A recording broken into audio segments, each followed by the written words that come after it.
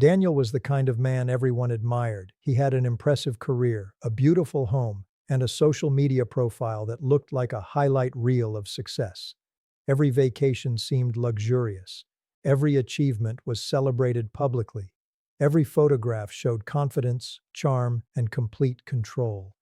To people watching from the outside, Daniel appeared to have everything. Emma thought the same when they first met. He spoke with certainty, always knew the right thing to say, and made her feel as though she had finally met someone extraordinary. But as the months passed, she noticed something strange. Every disagreement somehow became her fault. Every success she achieved was quietly minimized. Every vulnerable conversation ended with Daniel talking about himself. Eventually, exhausted and emotionally drained, Emma walked away. For months afterward, she secretly hoped life would punish him. She imagined his next relationship failing. She imagined him finally realizing what he had lost. She imagined an apology that never came. Then one afternoon, almost 2 years later, she unexpectedly met one of Daniel's former colleagues. During their conversation, the colleague smiled sadly and said, "You know, Daniel still hasn't changed." Emma expected another story about manipulation. Instead, she heard something completely different. "He's surrounded by people all the time," the colleague explained, "but no one really knows him. He never lets anyone get close enough. Every conversation feels like a performance. Every friendship depends on what people can do for him. He's always chasing another promotion, another project, another person to impress. But he never seems satisfied. The excitement lasts a few days and then he's searching again." That sentence stayed with Emma. Not because it made her happy, because it helped her understand something she had never considered before. Daniel wasn't simply repeating the same behavior with different people. He was repeating the same emotional experience, no matter where he went. The loneliness followed, no matter what he achieved. The satisfaction disappeared, no matter who admired him. He never truly believed he was enough without their approval. Emma suddenly realized she had spent years waiting for visible justice, while the quiet consequences had been there all along. The greatest cost Daniel paid wasn't losing her. It was never experiencing the kind of relationship where he could stop pretending. He never knew what it felt like to admit he was wrong without feeling threatened. He never discovered the peace that comes from being fully known and still accepted. He spent his life protecting an image, while quietly sacrificing the person behind it. As Emma walked home that evening, she noticed something surprising. For the first time, she didn't feel anger. She didn't feel the need for revenge. She didn't even need an apology. She finally understood that the relationship had already taught her the lesson she needed. Real freedom wasn't watching Daniel suffer. Real freedom was no longer needing him to. And while Daniel continued searching for validation in every new chapter of his life, Emma had begun building something he had never truly experienced. A life where love didn't require performance. A life where peace was stronger than approval. A life where being authentic mattered more than appearing perfect. That was the one thing Daniel could never fake. And perhaps the quietest cost of all was that he might never even realize what he had been missing. There's a specific comfort people often seek at the end of a relationship with a narcissist, one this entire series has gently, repeatedly steered away from. The hope that somewhere, invisibly, he's already suffering exactly the consequences he deserves. And if you just wait long enough, that suffering will eventually become visible, eventually reach you as confirmation, eventually feel like justice finally delivered. Today we're going to examine something related, but genuinely different, something worth understanding precisely because it doesn't require this kind of waiting or this kind of hoped-for confirmation. There are real quiet costs a narcissist pays continuously, structurally, regardless of whether he ever appears to suffer, regardless of whether you ever witness any evidence of it, regardless of whether his life looks successful and thriving from every angle you can observe.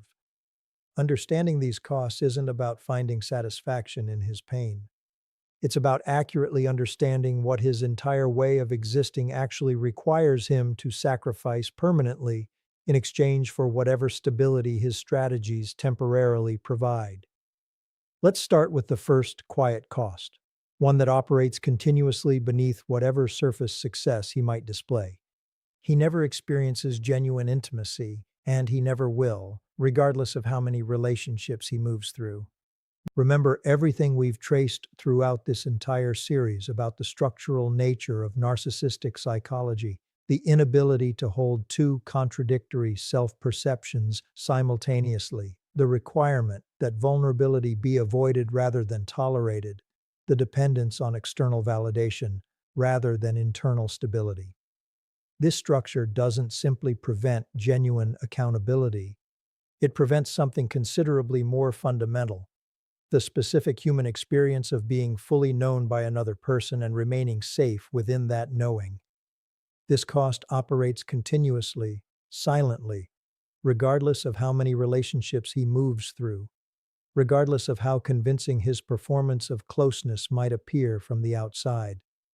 Every relationship he builds using the same defensive architecture, which means every relationship without exception remains capped at a specific depth his psychology cannot exceed. He will never know what it feels like to be fully seen by someone and to feel safety rather than threat in that seeing.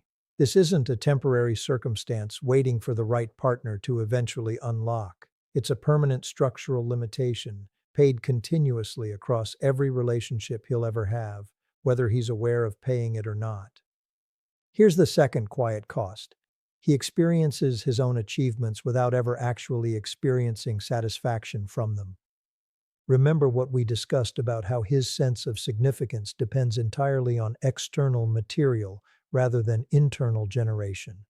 This dependence means achievement, even genuine, substantial achievement, never actually produces the lasting satisfaction it would produce for someone whose sense of worth isn't entirely contingent on continuous external confirmation.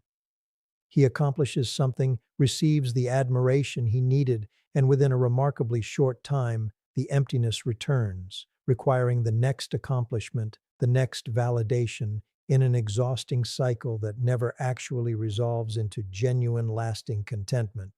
This cost is particularly worth understanding because it explains something that might otherwise seem confusing: why people with substantial external success, career achievement, social status, material comfort, can still exhibit exactly the desperate, attention-seeking patterns we've traced throughout this entire series.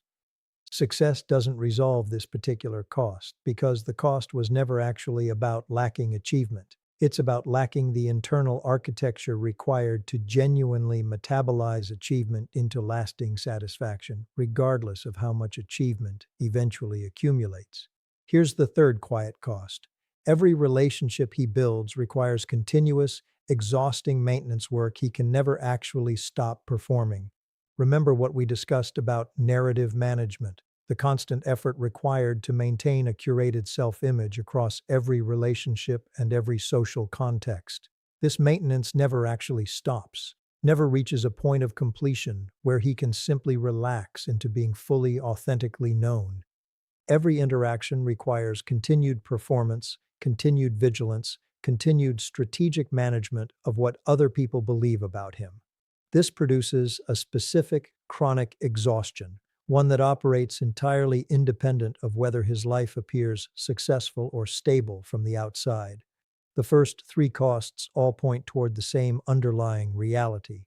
They aren't punishments imposed from the outside, they're consequences generated from within the personality itself. And that's an important distinction because external success can often hide internal limitations remarkably well.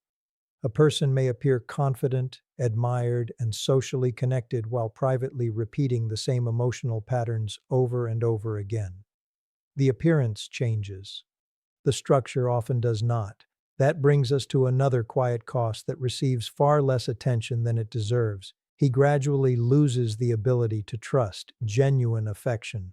At first, this sounds almost contradictory. Someone who constantly seeks admiration should welcome love whenever it appears. Yet the opposite often happens. When a person's identity depends heavily on maintaining an idealized image, sincere affection can become surprisingly difficult to believe. Compliments are questioned. Kindness is interpreted as manipulation.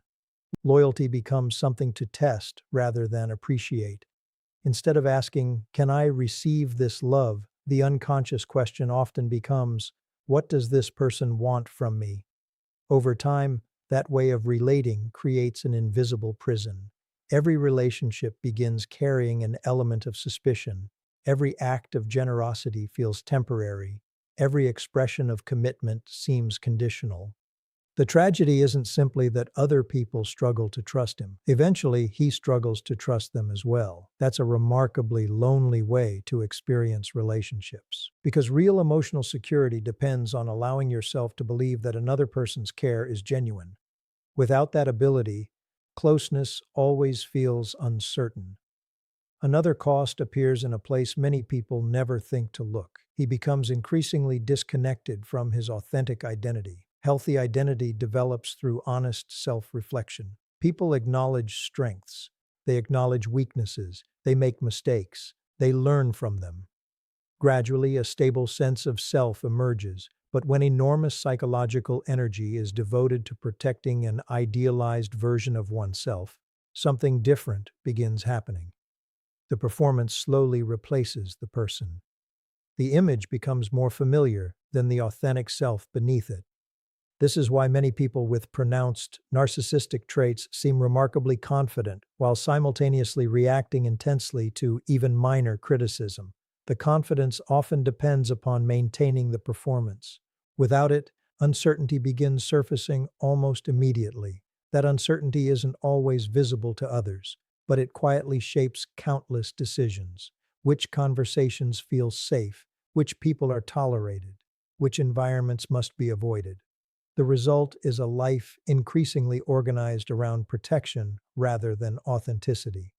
And protecting an image requires constant vigilance. There's another quiet cost that gradually expands with time. The circle of genuinely trustworthy relationships becomes smaller and smaller. Healthy friendships require mutual vulnerability. They require honesty during uncomfortable moments. They require the willingness to apologize when necessary and repair misunderstandings before resentment grows. Without those capacities, relationships begin revolving around convenience rather than genuine connection. Some people remain because they admire the image. Others remain because conflict feels exhausting. Some drift away quietly after recognizing recurring patterns they can no longer ignore. Over many years, this often leaves relationships becoming increasingly superficial. There may still be social activity. There may still be professional success. There may still be people nearby. But emotional closeness becomes increasingly rare. Quantity quietly replaces quality. And although that change may not appear dramatic from the outside, its psychological impact is profound, because human beings are designed for connection, not simply interaction. Perhaps the most overlooked cost of all is this: growth becomes extraordinarily difficult. Personal growth begins with one simple ability: the ability to tolerate discomfort without immediately escaping it. When criticism automatically becomes someone else's fault, when disappointment always requires another explanation, when mistakes constantly threaten identity itself, reflection becomes almost impossible, and without reflection, growth inevitably slows. Not because intelligence is missing, not because opportunity disappears, because the very experiences capable of producing maturity are consistently avoided. Ironically, the behaviors designed to protect self-esteem often become the greatest obstacle to developing genuine confidence. Real confidence grows through facing reality honestly. Defensive confidence grows through avoiding it. Those two paths may look similar for a while. Eventually, they lead to completely different lives. And that difference becomes even more apparent when time begins revealing something no amount of image management can permanently hide. Another perspective deserves attention, because it helps explain why these patterns often continue for decades, even when they repeatedly produce disappointment. Most people assume that if a behavior creates enough pain, the person will eventually abandon it. In many areas of life, that's true. We stop touching a hot surface because we learn it burns us. We change unhealthy habits because the consequences become impossible to ignore. Emotional patterns, however, don't always follow the same logic. If a coping strategy protects someone from a deeper fear, even imperfectly, they may continue relying on it long after it has stopped creating a fulfilling life. That is one of the quiet costs of living behind emotional defenses. The defense begins as protection. Eventually, it becomes a prison. The person may no longer remember what it feels like to relate without constantly managing impressions, anticipating criticism, or guarding against vulnerability. What once served as a temporary shield slowly becomes a permanent way of existing. Over time, another consequence appears. Life becomes increasingly reactive instead of intentional. Instead of making decisions based on personal values, decisions begin revolving around preserving self-image. Conversations become less about understanding and more about avoiding embarrassment. Relationships become less about mutual growth and more about maintaining emotional security. Success becomes less about purpose and more about proving worth. From the outside, these choices may appear confident. Internally, they are often driven by fear: fear of inadequacy, fear of rejection, fear of being exposed as imperfect. When fear quietly directs every important decision, freedom becomes much smaller than it appears. Another hidden cost is the inability to experience unconditional acceptance. Healthy relationships eventually reach a point where both people understand each other's imperfections and choose to remain connected anyway. That experience creates profound emotional security because it teaches an important lesson. You don't have to be flawless to be loved. But if showing imperfections feels psychologically dangerous, that lesson is never fully learned. Instead, acceptance always feels conditional. If people really knew me, they wouldn't respect me. They would leave. They would think less of me. Whether those thoughts are consciously recognized or not, they create constant emotional distance. Even moments of affection become difficult to trust because they seem directed toward the image rather than the authentic self. Ironically, the more energy someone spends protecting that image, the more impossible genuine reassurance becomes. Another quiet consequence appears in the experience of time itself. Emotionally healthy people often look back on relationships with gratitude, even when those relationships eventually end. They remember meaningful conversations, shared growth, and lessons learned. The past becomes part of a larger life story. When relationships are built primarily around validation or control, memories often serve a different purpose. They become evidence: evidence of being admired, evidence of being appreciated, evidence of being wronged, evidence supporting a carefully maintained personal narrative. Instead of becoming sources of wisdom, relationships become chapters in an ongoing attempt to protect identity. That changes the way the past is experienced, and it often limits the ability to genuinely learn from it. Perhaps the greatest quiet cost is this: every year spent avoiding honest self-examination is a year where emotional growth becomes increasingly difficult. Growth doesn't happen automatically with age. It happens through reflection, through accepting uncomfortable truths, through asking difficult questions, through allowing mistakes to become teachers instead of enemies. Without those experiences, time may increase knowledge, but it doesn't always increase wisdom. That's an important distinction. Wisdom isn't simply knowing more facts. It's relating to yourself and others with greater honesty, humility, and compassion. Those qualities require openness, and openness always begins with vulnerability. The irony is impossible to ignore. The very defenses designed to protect someone from emotional pain often become the reason lasting emotional fulfillment remains out of reach. Protection slowly becomes isolation.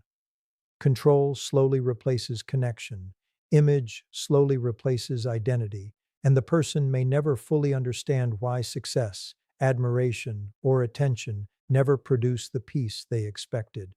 This understanding also offers something valuable to anyone recovering from such a relationship. You no longer have to wait for visible consequences before allowing yourself to move forward. You don't need public failure to validate your experience. You don't need someone else's regret to confirm your worth. Your healing doesn't depend on whether another person changes. It depends on whether you continue choosing honesty over denial, peace over chaos, and self-respect over self-abandonment. That is where real freedom begins. Because the opposite of narcissistic patterns isn't humiliation, it isn't revenge, it isn't winning. The opposite is authenticity, the ability to live without constantly performing, the ability to apologize without feeling destroyed, the ability to love without needing to control, the ability to be known without being consumed by shame. Those capacities may never attract the same attention as confidence, status, or charisma, but they create something infinitely more valuable, a life where peace doesn't have to be earned, a relationship where trust doesn't have to be negotiated, a sense of self that remains steady even when nobody is watching.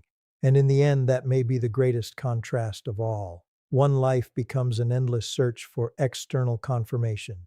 The other becomes a quiet confidence that no longer depends on applause. One is built around maintaining an image. The other is built around becoming a whole human being. The difference isn't always obvious from a distance. Time has a unique way of exposing psychological patterns, not because it punishes people, because repetition eventually becomes impossible to disguise. The same conflicts appear in different relationships. The same misunderstandings emerge in different workplaces. The same emotional distance quietly follows from one chapter of life into the next. Different names, different faces, remarkably familiar outcomes.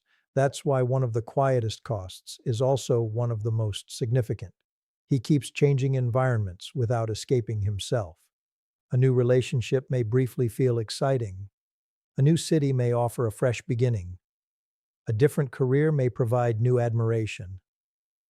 But none of those changes alter the internal structure carrying the experience. Eventually, the familiar emotional patterns return. Not because everyone else is the problem, because the unresolved patterns travel wherever the person goes. Another cost rarely discussed is the loss of genuine peace. Peace isn't simply the absence of conflict. It's the absence of constant performance.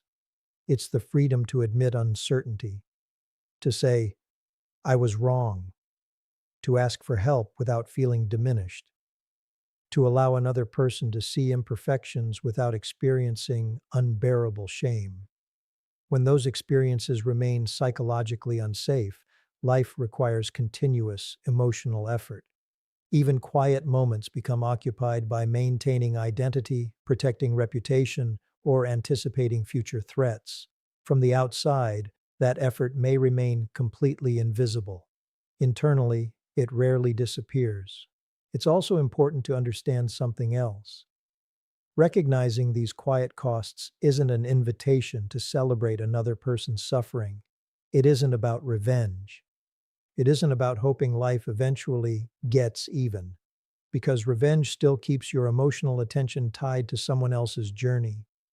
Healing asks something different. It asks you to bring your attention back to your own life. The greatest freedom doesn't come from watching someone else experience consequences. It comes from no longer needing those consequences to validate your decision to move forward. Whether another person changes, whether they remain exactly the same, whether they appear successful, or whether they don't, your healing doesn't need to wait for any of those outcomes. That's an incredibly important realization, because it returns your emotional future to the only place it has ever truly belonged: your own hands. Perhaps that's the deepest lesson hidden beneath today's discussion. The quiet costs a narcissist pays are real. They exist whether they're acknowledged or not, whether anyone else notices them or not. whether the outside world continues admiring the carefully maintained image or not. But those costs are ultimately their responsibility to face, just as your healing is yours. If you continue waiting for visible justice before allowing yourself peace, your future remains connected to someone else's choices. The moment you stop waiting, the moment you accept that understanding is more valuable than revenge, the moment you realize that genuine freedom doesn't require another person's downfall, something remarkable begins happening. Your attention slowly returns to your own growth. Your relationships become healthier because they are built on mutual respect instead of emotional survival. Your boundaries become stronger because they no longer depend on guilt. Your confidence grows because it comes from self-trust rather than external approval. And one day, almost without noticing when it happened, you'll realize something extraordinary. The person who once occupied so much of your emotional energy has become part of your history, not the author of your future. And that is a freedom no amount of image, admiration, or control can ever replace.